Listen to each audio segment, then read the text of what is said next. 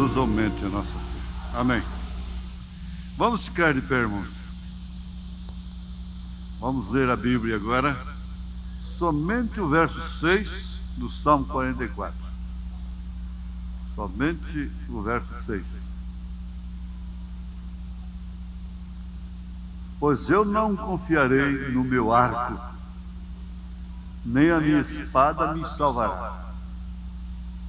Vou repetir.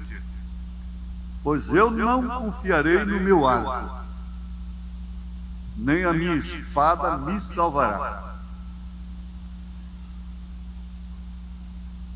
Este é o momento próprio para nós agradecermos ao Senhor mais uma vez.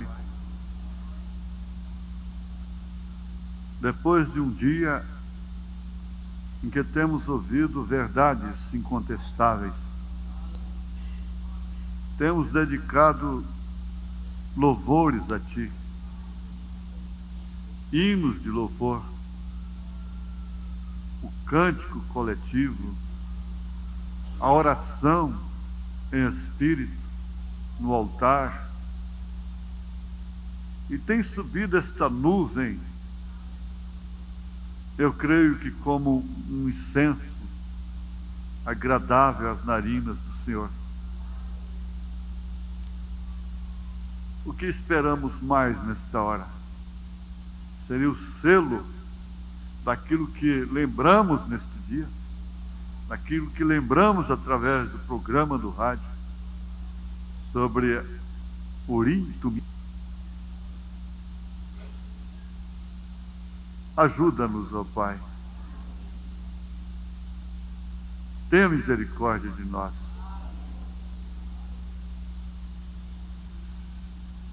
Nós lembramos nesta hora que temos crido na pregação, que é o braço do Senhor. E o profeta Isaías pergunta: quem deu crédito à pregação? A quem se manifestou o braço do Senhor? Foi a Maria Madalena? Foi a samaritana? Foi o ladrão? Foi aos pescadores? Foi a nós. Nós agradecemos porque não estamos no outro lugar da hora, porque estamos aqui nesse instante, e isso é a graça. É a graça, ó Pai. É a sublime graça. É a velha graça. Aleluia! Glória a Deus. Santo é o nome do Senhor Jesus. O sangue de Jesus Cristo é poder. E agora nós pedimos que cada palavra que for dita seja somente a verdade, e por isso possa ser vivificada em cada coração, em cada vida, em cada célula, seja incompatível com as infecções, com as inflamações, com as causas das dores, com o pecado, em nome de Jesus Cristo. Amém, Senhor, amém. Podeis assentar.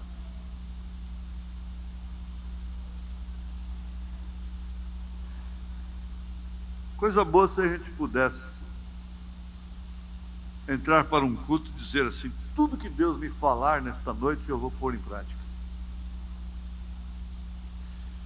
O irmão Branham disse para aquela senhora: vai e ouve minha fita, e o que Deus mandar você fazer, você faça.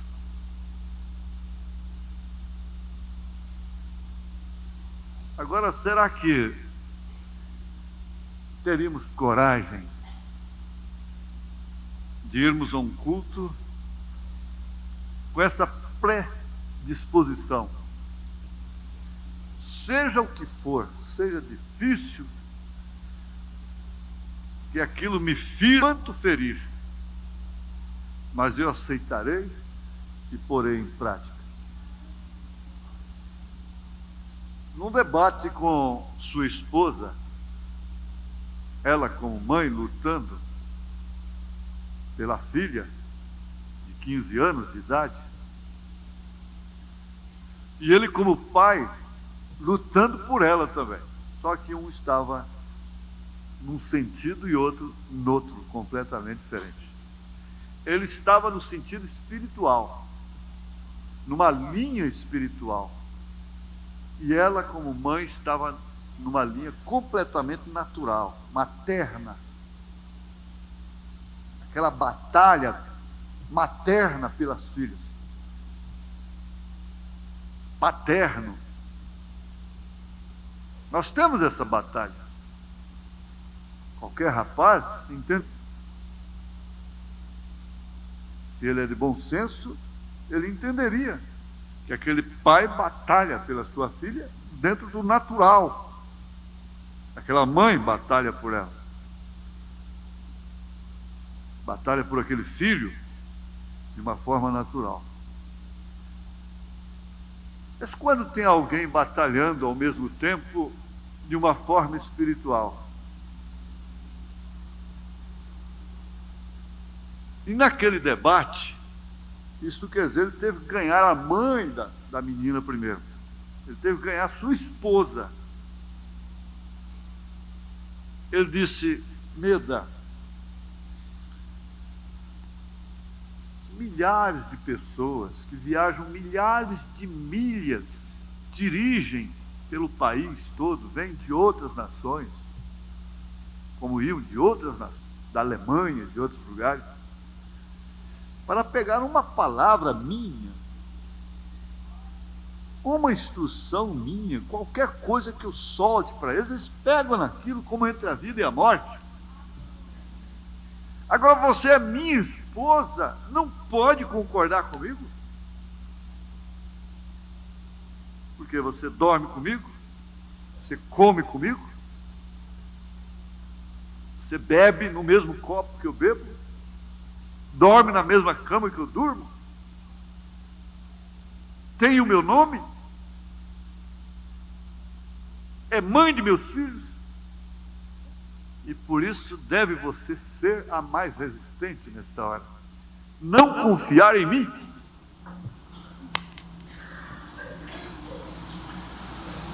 Até que ela se rendeu. Isso perdeu a batalha materna. E naquela hora não tem mãe, não tem pai. Quando acaba a batalha da razão, da lógica, então não tem mãe, não tem pai. Ele não era simplesmente pai dela mais, nem mãe dela mais. E dali então veio a grande vitória em favor da filha. Porque era uma batalha espiritual que ela queria vencer através da maternidade, do natural. E isso, irmãos, se enquadra perfeitamente nesta mensagem. A maior batalha jamais pelejada. Vocês sabem que ela está na mente. Eu quero dizer aqui, abre aspas e fecha aspas. Se não formos mais honestos, prestem bem atenção, se não formos mais honestos do que o inimigo, seremos derrotados. Se não formos mais honestos do que o inimigo, então seremos derrotados.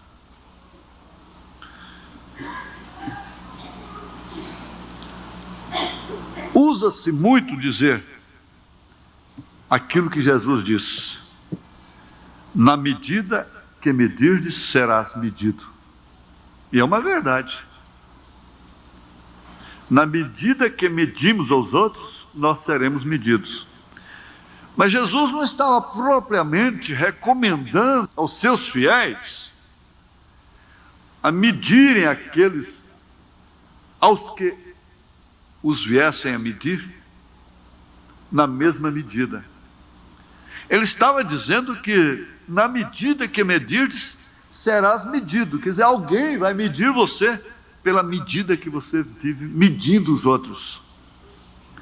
Vai te julgar na medida que você julga os outros, para ficar mais fácil, mais claro. Da maneira que você julga os outros, você será julgada. Você será julgado também.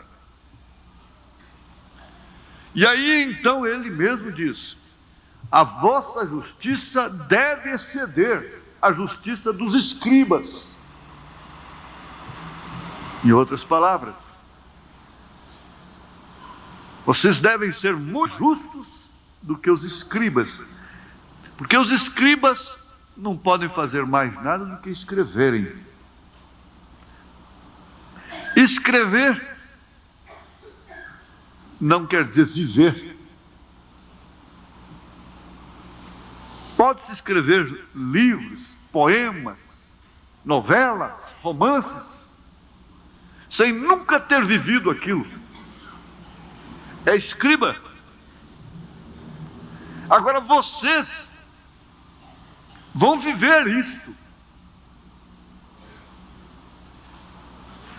Então vocês devem ser mais honestos do que os seus próprios inimigos. Porque não é com a desonestidade que se vence o desonesto. Eles dizem: quem rouba não tem 100 anos de perdão. Isso é popular, mas não é divino. Isso não é espiritual, não é celestial. Essa arma não é celestial. Ela é da razão, ela é da lógica.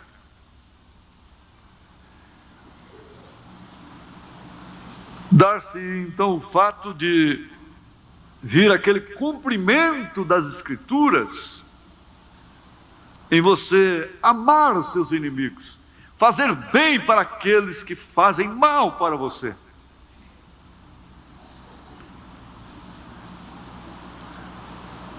E nós estamos vivendo nos dias dos trocos. Na medida que você é tratada, você trata. Na medida que você é tratado, você trata. Se você é tratado gentilmente, de uma maneira educada, então você corresponde também com gentileza, com educação. Mas se você é maltratado, você então responde com maltrato também. Daí então a polêmica, a discussão, a ira, a contenda.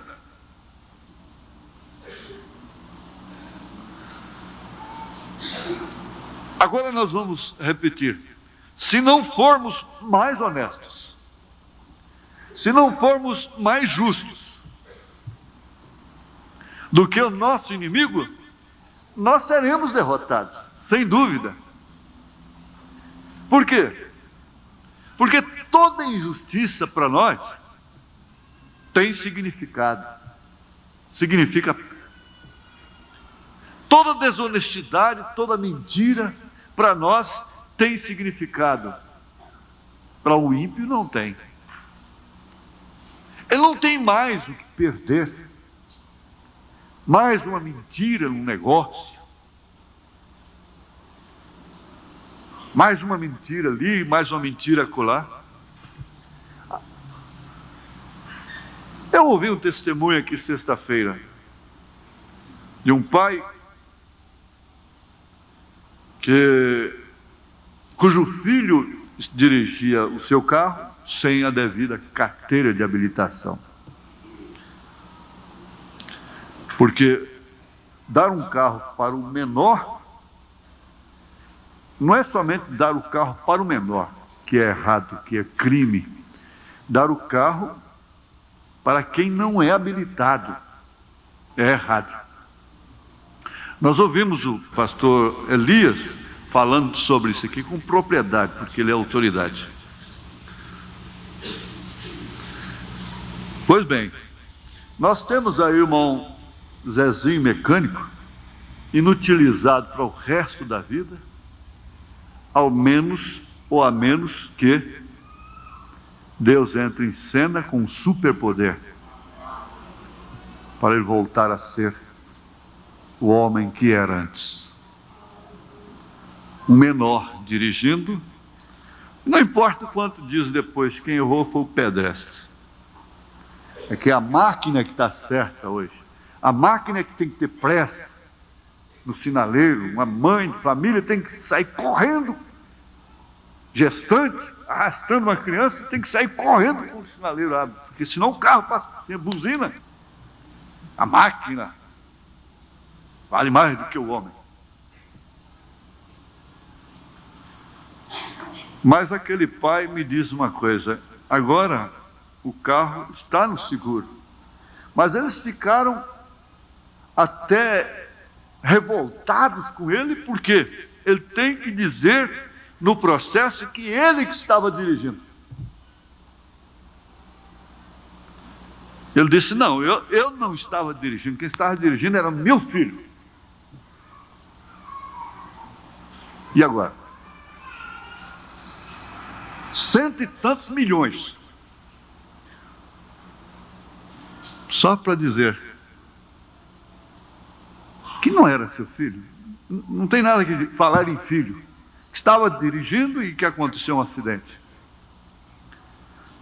O que tem isso?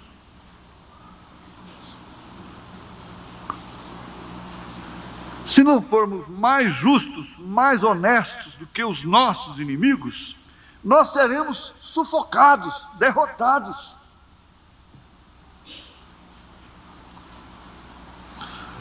É custoso, está custoso, será custoso, será difícil, porque estreita é a porta, espinhoso é o caminho que conduz à vida. Nós vamos ver aqui sobre o poder que Satanás tem adquirido. Ora, o poder que Satanás adquire não é dele. Ele é cedido pelo homem, pela mulher. O caso contrário, ele não poderia fazer nada, ele não poderia fumar um cigarro, ele não poderia comer adultério, uma cobiça sequer. Ele não poderia beber bebida alcoólica,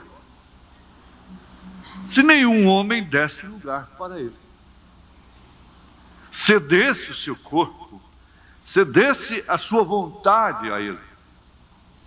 Então, nós vamos ver aqui no parágrafo 40 da mensagem A Maior Batalha Jamais Pelejada.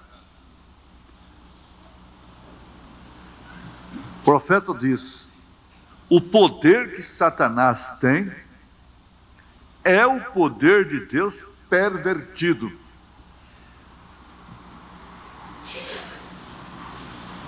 Mas ele só pôde perverter o poder de Deus quando o poder foi dado ao homem. Enquanto o poder estava somente nas mãos de Deus, Satanás não pôde pervertê-lo.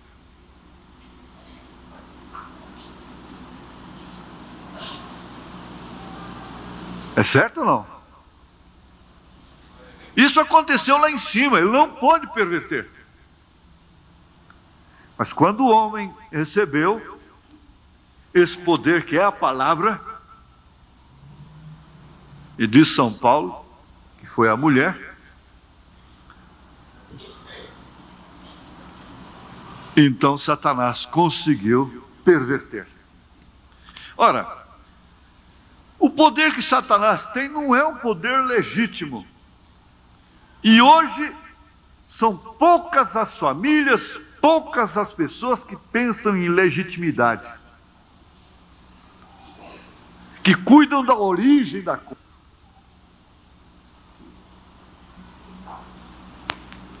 que pensa e dá valor no que é realmente legítimo. Legítimo quer dizer verdadeiro, original.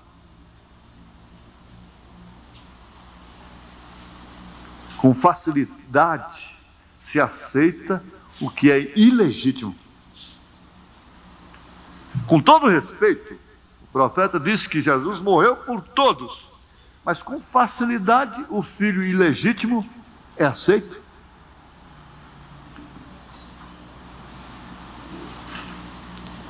Com facilidade a coisa, o meio ilegítimo é aceito.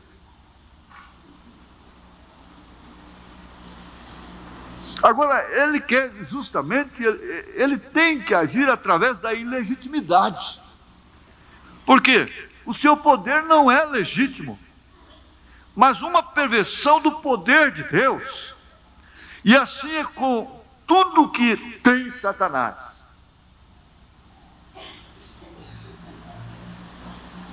Você, rapazinho, criança ainda, deve pensar nisso. Seu pai, sua mãe, estão pensando a seu respeito, como o irmão Branham estava pensando a respeito de Rebeca, quando ela estava com 15 anos. Ele está pensando assim, que você deve ser um homem legítimo. Ora, o filho ilegítimo não é aquele que nasce de um casamento espúrio, propriamente. Porque lá no Velho Testamento, tornar-se ilegítimo o filho que não cuidasse dos negócios do pai, que não tivesse respeito para com o nome de seu pai. Por que depois que crescia, de passar pelo tutor, pelo mestre, é que um filho seria adotado? Então ele ia mostrar a sua legitimidade de natureza, muito embora tenha nascido de um casamento, estando numa família, originalmente falando, mas ele ia mostrar no seu crescimento, na sua adolescência, que ele tinha respeito e honra para com seu pai. Então é que vinha a adoção. Que se pensa em adoção aqui no nosso meio, somente para filhos que não são nossos. Então é adotei. Nasceu dentro da nossa casa, do nosso casamento, então já nasce adotado. Já nasce mandando. E já começa a dar coice no ventre da mãe. E a coisinha mais boa que ela acha, que os pais acham, é o coicinho na barriga. Mas ele já começa dando coice mesmo. Antes de nascer ele já está dando coice. Por quê? De todos os modos ele será um coiceiro. Essa é a natureza humana. O irmão Branham disse, eu vim falando mentiras. E Davi disse, em pecado me concebeu minha mãe.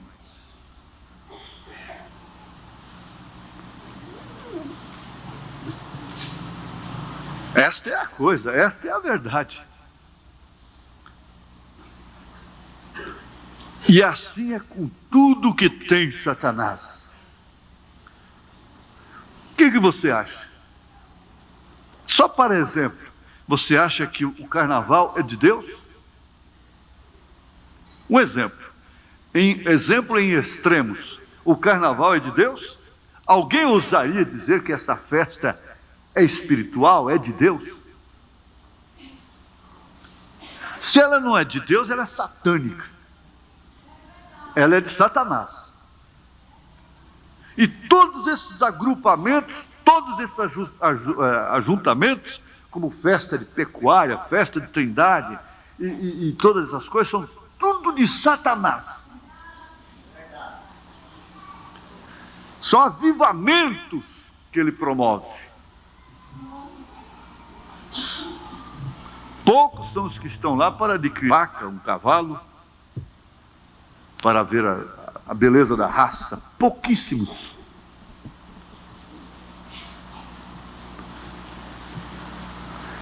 E assim é com tudo o que tem Satanás. Satanás tem a política, Satanás tem a religião, Satanás tem a moda, Satanás tem tudo no reino terreno. Está entregue a ele. E ele ofereceu isso para Jesus lá no monte. Agora vamos continuar. A morte, veja, a morte não é outra coisa senão a vida pervertida. Eu ainda hoje ouvi um testemunho que falou lá dentro de mim, a respeito de um câncer. A pessoa diz: Satanás, ainda que você me mate com isso, se você me matar com isso, você está fazendo uma coisa, você está me levando para um lugar que eu quero ir demais para lá. Em outras palavras, você está me pondo dentro da carruagem que me leva para a glória. Mas com toda a ousadia, com toda a alma, com todo o espírito, com toda a coragem. É assim que se enfrenta o diabo. É assim que se enfrenta um câncer. É assim que enfrenta a solidão, a melancolia. É assim que enfrenta a estafa, o estresse. É assim que enfrenta uma decepção, um desgosto.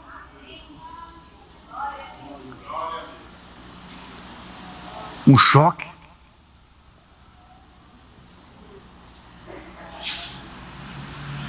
Veja,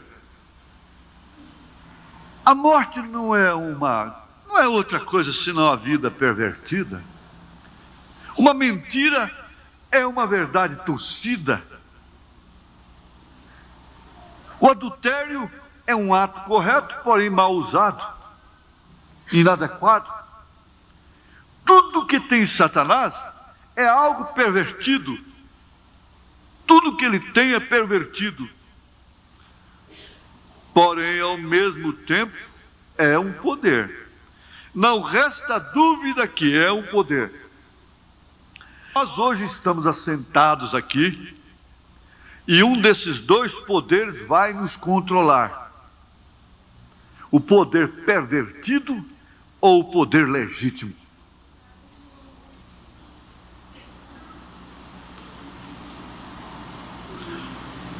Então, expulsemos ao maligno e tomemos nosso lugar como os astros no céu. Cada astro tem o seu lugar.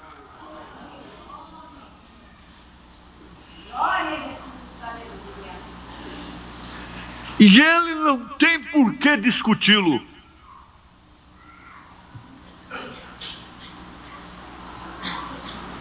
Agora, no livro de São Judas, a cartinha é só de um capítulo. No verso 13 está escrito: estrelas errantes para os quais está eternamente reservada a negrura das trevas. São Judas 13, versículo 13. Nós não queremos ser estrelas errantes. Erra nisto, erra naquilo, erra nisto, erra naquilo. E fica pensando se é verdade, se sucederá o prometido. Nós não somos estrelas errantes, que apenas um sonho pode nos colocar em completa e tremenda confusão. Ora, os midianitas, foram os midianitas, lá com Gideão, né? Foram eles. Um sonho apenas. Acabou com aqueles milhares. Espalhou todo mundo. Plantou uma confusão. Eles não sabiam onde estavam parados. Através de um sonho apenas. Veja, Nós não somos estrelas errantes, errando nisto e errando naquilo, e erra hoje e erra amanhã, e só vive errando e pensando: em verdade sucederá o que foi prometido por Deus? Ou será como é que funciona aquilo? Não se ponha a pensar e errar, porque todas as vezes que você preme, você está errando, errando, errando.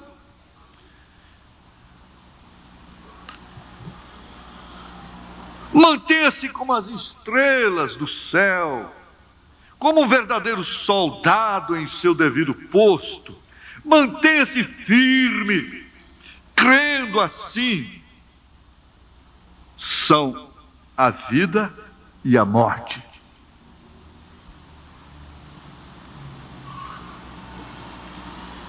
Agora, nós vamos para o parágrafo 45. Eu estou com a mensagem: a maior batalha jamais pelejada. Vamos ver o 44. Então, quando um exército está se preparando para a batalha, primeiro tem que selecionar os seus soldados. E estes têm que estar vestidos para o combate e têm que estar treinados para combater. E o que vocês estão fazendo aqui é exatamente isso, sendo treinados para combater, certos que serão vencedores. E eu creio que a maior batalha que jamais se tem pelejado agora mesmo está a ponto de se processar. É uma inconstância de personalidade, de mente, que tem caído como uma chuva sobre a humanidade.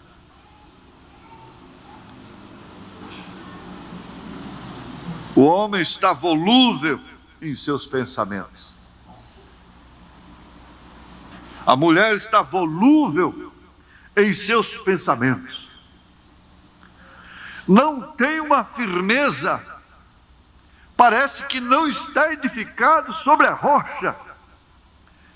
Sabendo que as tempestades viriam, a casa deveria estar edificada na rocha.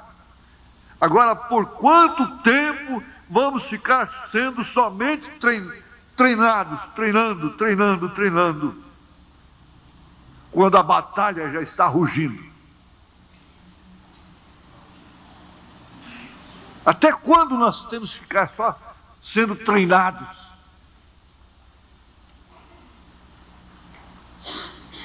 Vou pedir um diácono para ficar entre aquelas.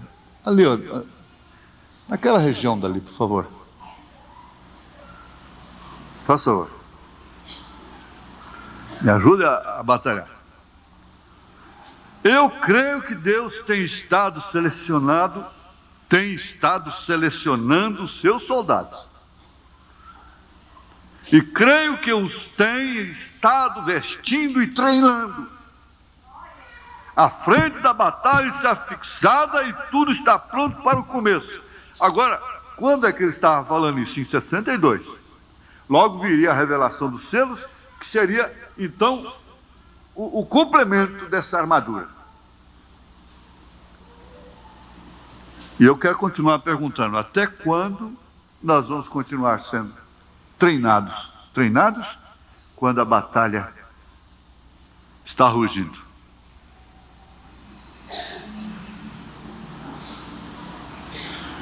Esta primeira batalha que foi pelejada, veja onde foi. Veja onde foi. Preste bem atenção. Você pensa que sua casa não pode ser palco disso. Você pensa que você não pode ser um campo para isso. Mas veja onde que foi. Esta primeira batalha que foi pelejada teve seu começo no céu. No céu. Foi lá em cima.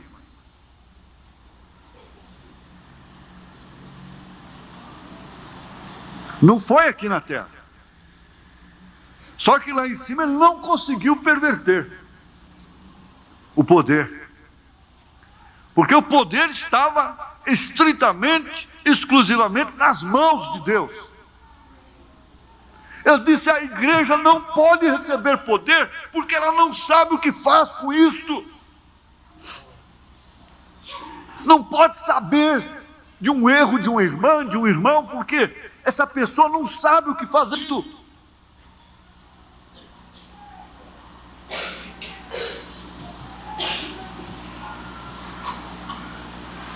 Ora, quanto poder teve o profeta nesta era, em pleno século XX.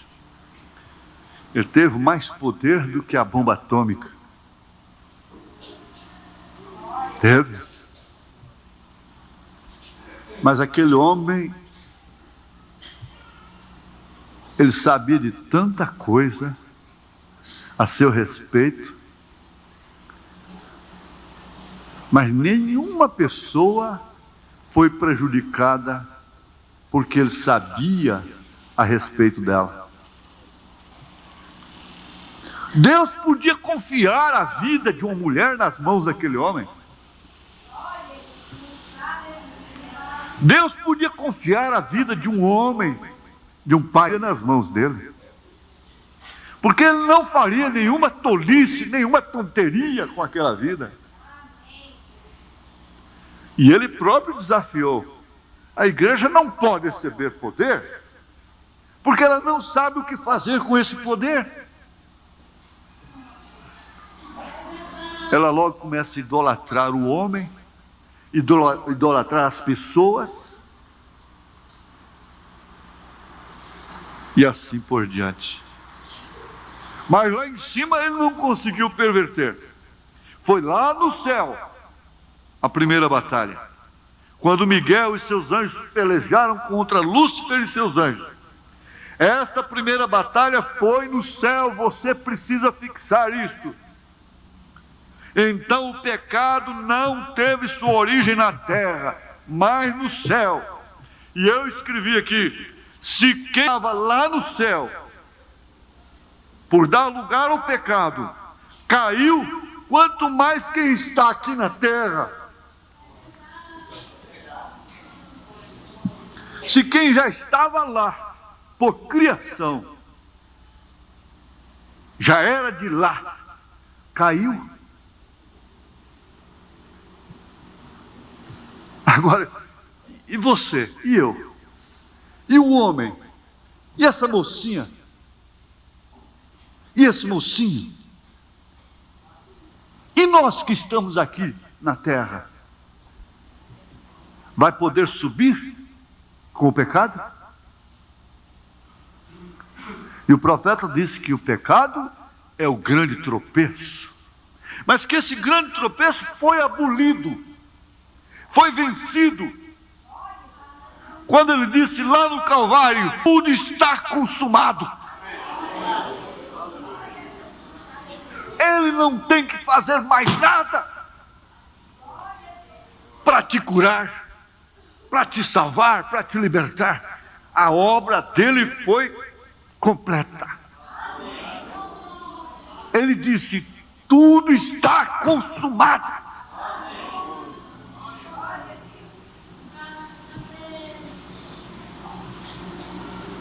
O mesmo pecado que derrubou lá de cima Lúcifer não permitirá que nenhum sabidão, seja quem ele for, possa subir, porque isso seria muito mais difícil.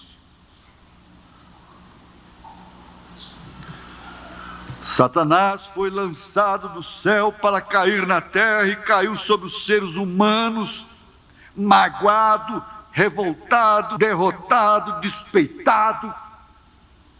Quando você se encontra despeitada com a felicidade dos outros, despeitado com o bem-estar dos outros, você tem que saber que isso é próprio de Satanás. Cada pessoa deveria ficar feliz em ver uma outra pessoa sendo feliz, sendo honrada.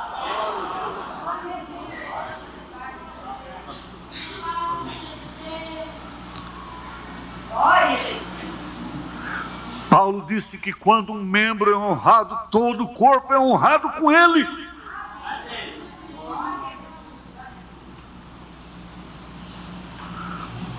Então, veja, o pecado não teve sua origem na terra, mas sim lá no céu. Satanás foi lançado do céu para cair na terra e caiu sobre os seres humanos. Logo, a batalha que antes foi entre anjos, arcanjos, lá em cima, chegou a ser uma batalha humana. Aí que está a coisa. Qual teria sido a arma dos anjos?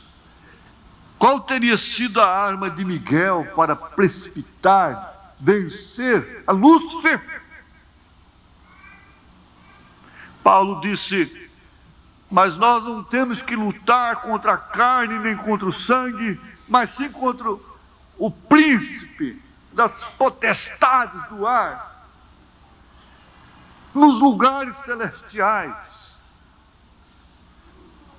E milhões de demônios estão soltos.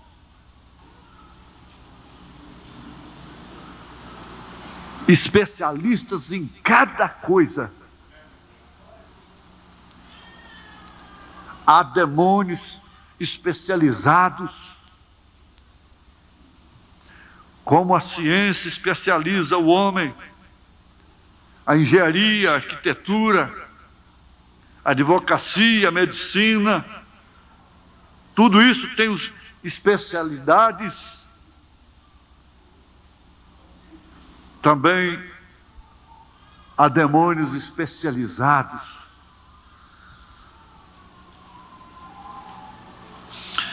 E a coisa é que Satanás veio para destruir a criação de Deus. E Deus criou a si mesmo. Digo, o que Deus criou para si mesmo, Satanás veio para destruir. Este era seu propósito, a destruição. E logo a batalha começou aqui sobre a terra, e começou em nós, e tem estado rugindo desde então.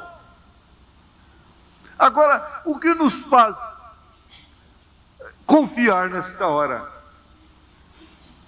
É como Satanás desceu para perverter, para matar, para roubar, para adoecer, para entristecer, para brutalizar o homem. Jesus desceu também.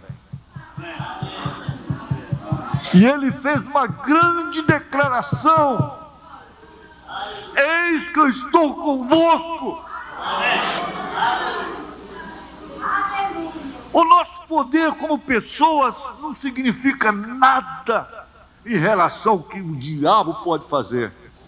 O diabo pode explodir, o diabo pode causar escândalos, o diabo pode explodir uma obra. O diabo pode levar ao suicídio, através dos vícios e de tantas outras coisas. Mas Jesus fez essa declaração: o diabo veio para matar e roubar, o ladrão. Mas eu vim para que tenhais vida e a tenham com abundância, para que sejais vencedores. E por isso São Paulo gritou: mas em todas estas coisas sou mais do que vencedores por aquele que nos amou. E ele disse ainda: não vos deixarei órfãos, não vos deixarei à mercê de Satanás.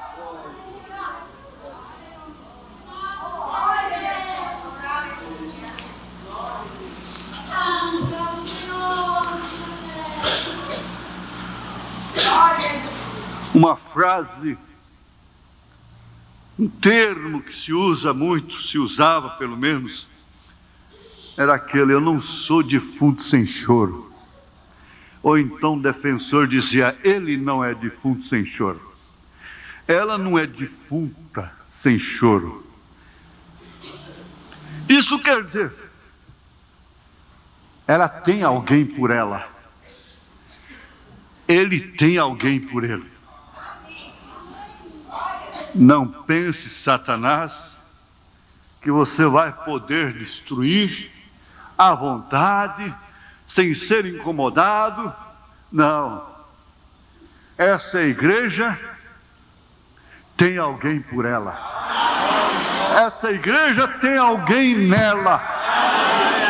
O homem está em casa, seu chapéu está na parede, sua cruz está aí, seu nome está aí, sua Bíblia está aí, sua mensagem está aí, sua palavra está aí.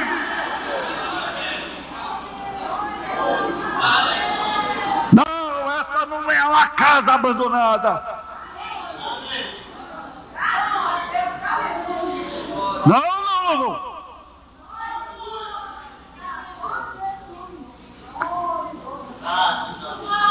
Ele é o homem desta casa. Ele é a cabeça da igreja.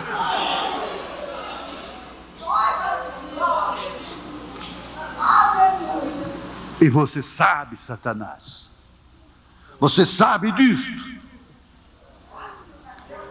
Você sabe.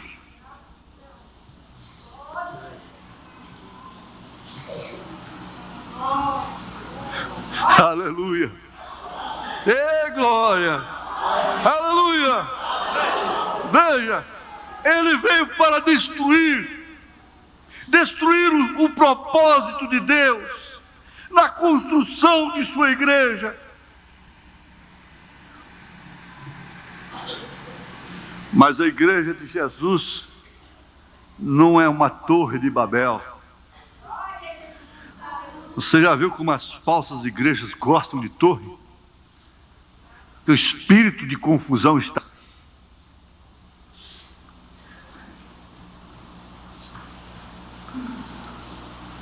E Babel quer dizer confusão. E foi simplesmente um estalar de dedo. Deus fez com que aquela torre parasse. Ele fez assim, daí a pouco ninguém entendia a língua de ninguém. Era um falando inglês, outro francês, outro alemão, outro português, outro espanhol, e virou e árabe, e lituano, e não sei mais o que, e japonês, e virou aquela confusão terrível. E ninguém mais entendia: me dá tijolo, me faça isso, me faz aquilo. Foi somente um estalar de dedo. Agora ele fica aí lutando para aprender a falar inglês. Do speak English, do speak English. Aquilo veio de lá.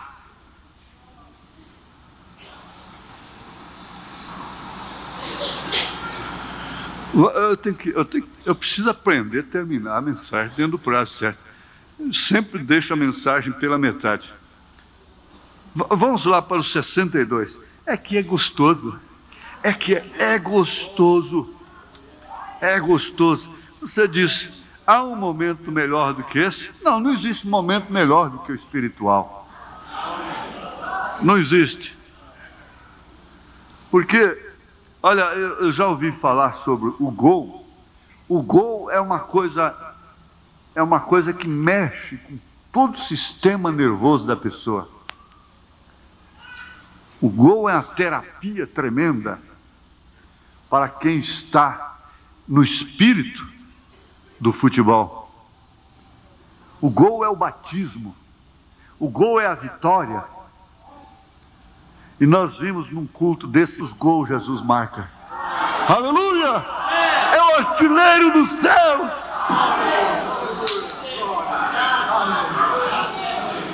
Glória a Deus, aleluia. Assim tem sucedido neste dia com nossa fé. O 62, pentecostal. Temos prometido que muitas coisas, permitido, que muitas coisas estorvem tanto a fé. Mas é claro, estorvou sua fé. Ele está com tudo. Você tem que entender que as suas razões, esses sentimentos, os sentimentos que você tem, é só para estorvar a sua fé, para mais nada. Por quê? Estorvando a sua fé, ele pode fazer o resto. O inimigo pode fazer o resto. Aqui agora está. Temos permitido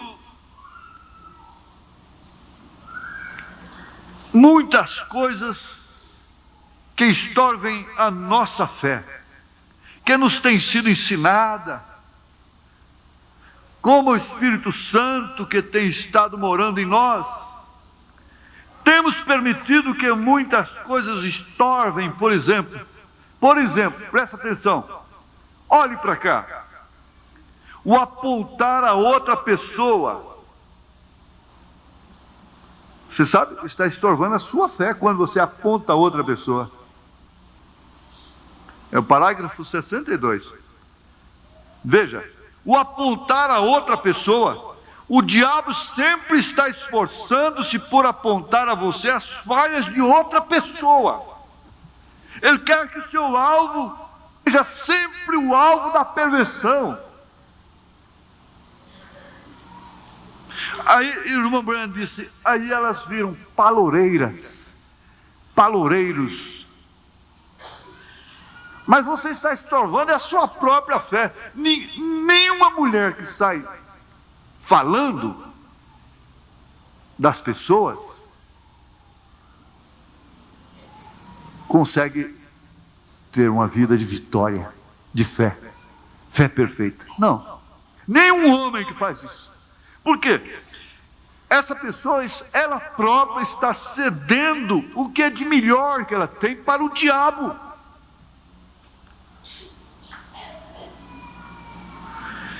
Veja, e nisso está procurando impedir que você veja o testemunho real e verdadeiro, o qual é algo genuíno. Isso fará com que você sempre fique olhando para os barcos que afundam e nunca olha para aqueles que chegam no porto seguro. Há pessoas que só enxergam os defeitos. E ele chegou a dizer na mensagem O Fundo Clama o Fundo: se você veio aqui para criticar, o diabo vai te mostrar muito que criticar, muito mesmo. Eu já disse isso e vou repetir para ficar nesta mensagem. Aquele grande professor catedrático foi assistir o T.L. Osborne, enquanto Jesus curava aleijado, cego, e convertia pecadores com lágrimas e tudo, aquele doutor estava lá notando erro de gramática. Lá no escritório, depois disse: Osborne, você cometeu 38 erros de gramática nesse sermão, nessa noite sua aí. É o que ele estava notando lá no culto. Agora o profeta, você pensa e medita nisso em casa. A maior batalha jamais pelejada, parágrafo 62. Ele mostra aqui que o diabo quer fazer isso com você. Você ficar sempre olhando para as falhas dos outros e falando delas. E com isso você está, se afundando.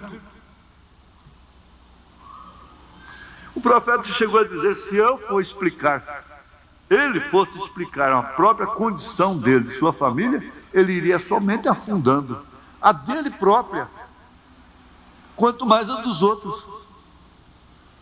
Você sabe que até mesmo censurar governo, etc, toda conversa de censura, de murmuração, só serve para arrefecer a fé. Não acrescenta a fé, enfraquece a fé. Toda conversa, tenha razão ou não, seja verdade ou não, só faz enfraquecer a fé.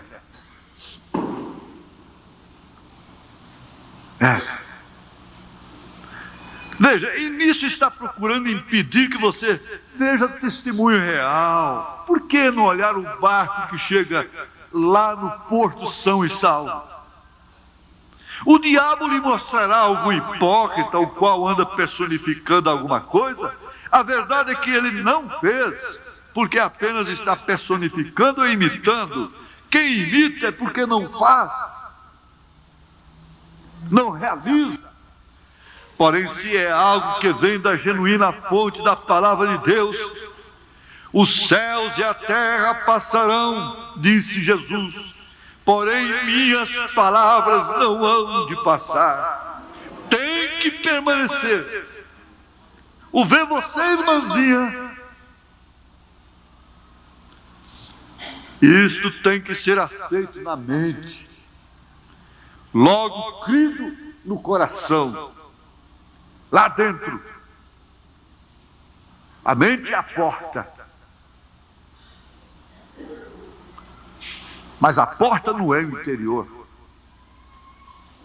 A porta da sua sala não é o interior da sua casa. Isso entra e vai para o seu coração. Então a palavra de Deus chega a ser uma realidade para você. E todos os sentidos do espírito e do corpo são completamente limpos pelo Espírito Santo. Logo o seu sentido de Deus, sua consciência de Deus e tudo que é de Deus tem como fluir através de você, porque você limpou, desimpediu, desobstruiu o caminho. E tudo que é de Deus tem como fluir através de você quando esses caminhos são limpos.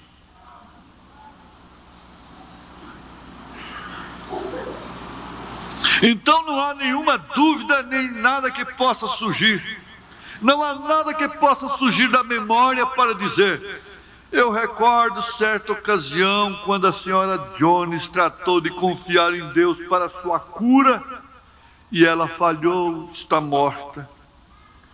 Mas se esse canal tem sido verdadeiramente limpo, se tem sido purgado e cheio de dentro com o Espírito Santo, essas coisas nem chegam à memória sua. Você tem que tirar isso de sua cabeça. Não importa o que sucedeu à senhora Jones ou o que ela fez, agora é só você e Deus, e ninguém mais que vocês dois. Ali é onde está a sua batalha. É você conseguir ficar só você e Deus, e parar de ouvir moscas varejeiras.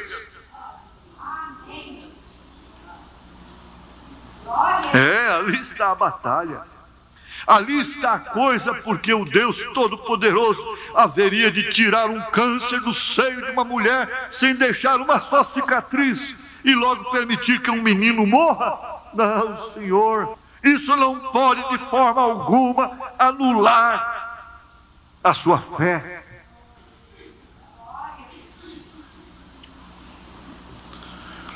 Vamos para o fim disto.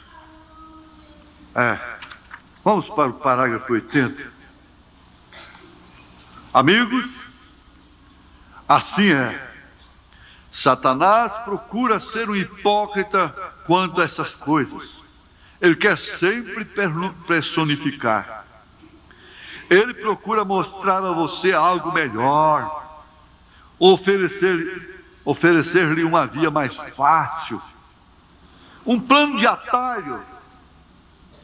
Os motoristas sabem o que significam os atalhos. Ou algum plano mais sensível. Um plano que possa atender todos os seus sentidos e a sua fé ao mesmo tempo. Satanás quer assim. Então ele admite a fé simplesmente como mais um sentido. Como mais um sentido. É um sentido religioso. Não pode ser assim. Porém, não há nenhum plano mais sensível que aquele que Deus fixou no princípio. Não. Sua palavra. Agarre-se à palavra e deixe a palavra Deixe que a palavra o agarre e mantenha-se assim. Essa é a coisa. Essa é a coisa. Agora, ele diz aqui, num parágrafo que mais na frente, eu não anotei aqui, mas eu o encontro. É o parágrafo 273.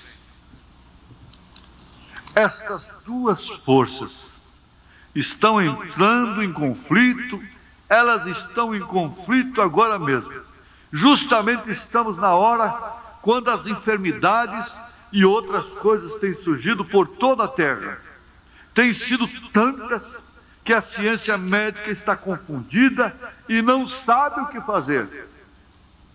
O pequeno exército de Deus está outra vez contra a parede.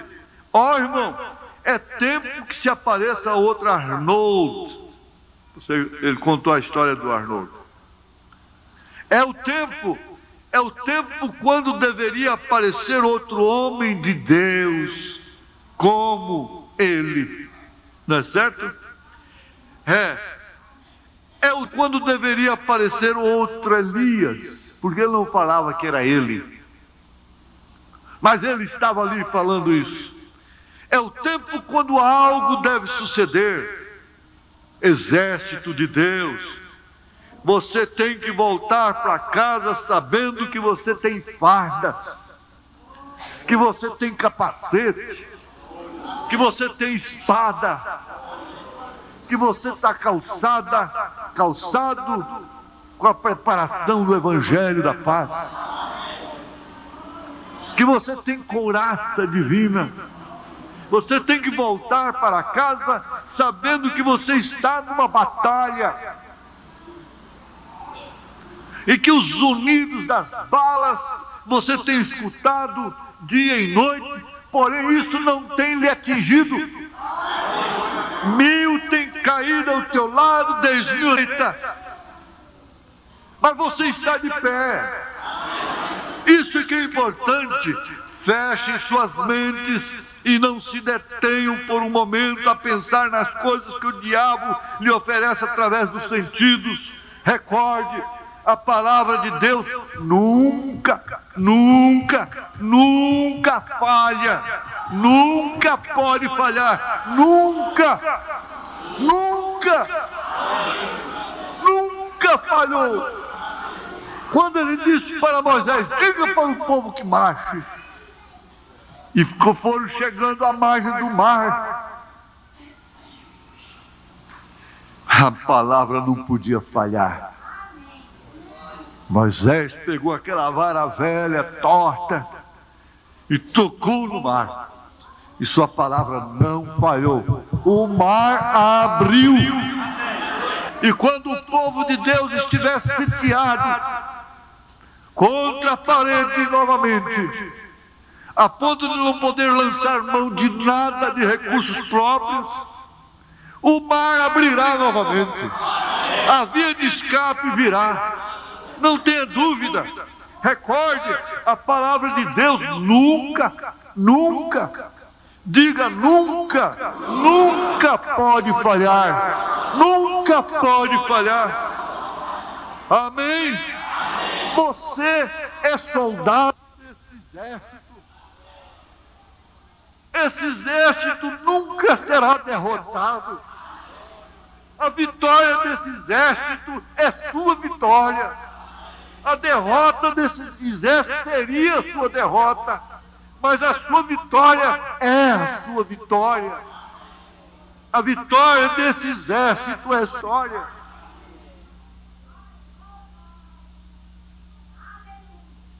Olhemos uns para os outros como companheiros de batalha. Não há dois seres mais unidos do que aqueles que estão na guerra.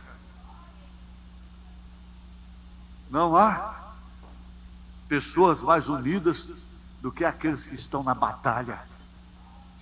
Quando estão em folguedo, em descanso, em lazer, há contendas, há controvérsias, há choques, mas quando estão na linha de tiro, cada um protege o outro. Não há tempo para conversa. Não há tempo para lembrar de defeitos, para falar de ninguém. Porque um descuido pode significar tudo.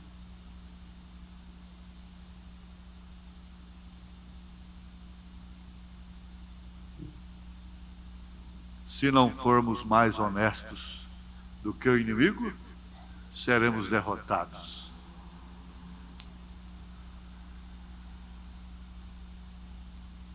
Fechemos nossos olhos. Nós cremos, ó Pai, que essa palavra foi o suficiente para que cada pessoa possa vencer a enfermidade, vencer os sentidos, vencendo os seus próprios sentidos, venceu tudo. Venceu o pecado, venceu a doença, venceu os problemas, vencendo a sua própria lógica, suas razões, você venceu tudo. Aleluia. Então tome Deus em sua palavra. Algum visitante que gostaria de vir aqui à frente? Visitante. Professando assim sua vitória.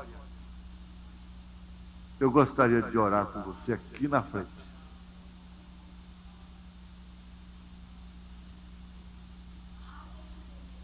Muito bem. A igreja permanece de olhos fechados. Faça isso.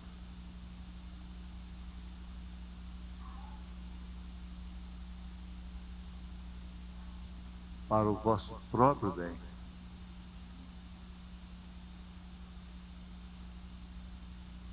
Tem mais alguém vindo? Sim, ali há mais alguém. Muito bem, muito bem. Tem mais algum visitante? Gostaria de vir à frente, ingressando nesse exército da vitória?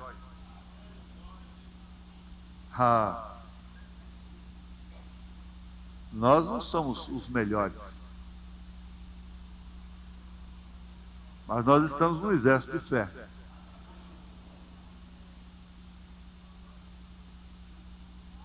Estamos lutando uns pelos outros. Ninguém tem que preocupar-se com a vida de ninguém, a não ser orar uns pelos outros. Essa é a vitória do cristão.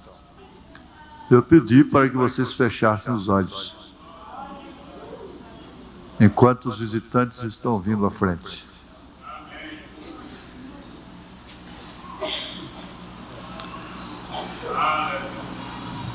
Senhor,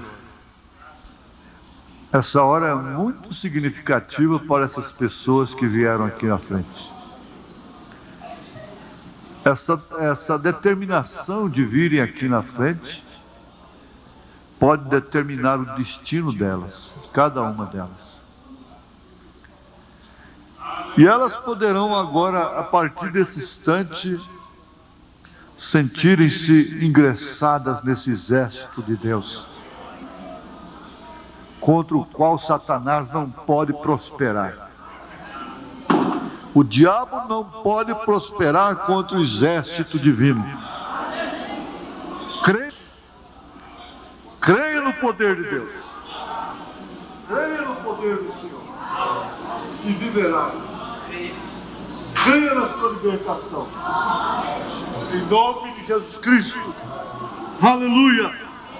Creia no poder de Deus. Creia na vida eterna.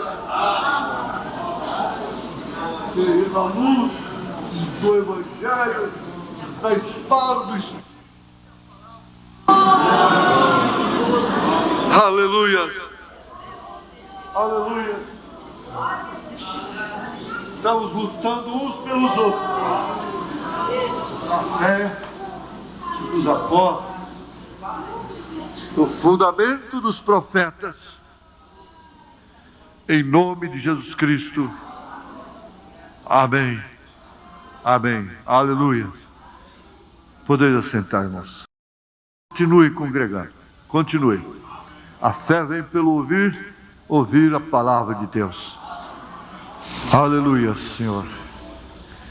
Em Atos dos Apóstolos, capítulo 19, nós lemos aquilo que dá base para orarmos pelas peças de roupa.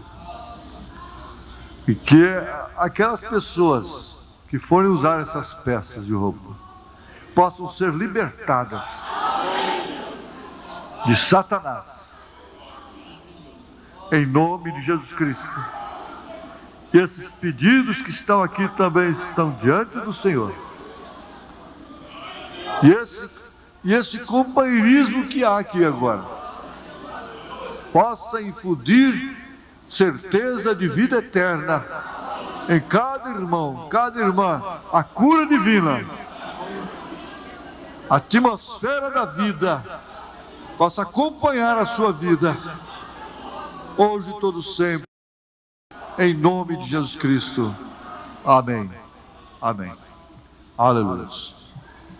Você é um pregador do Evangelho também, e você está aqui por uma boa causa. Você não está doente, você está em necessidade e você quer um avivamento pentecostal para começar em sua igreja. Todos nós queremos isso. Vamos todos ficar de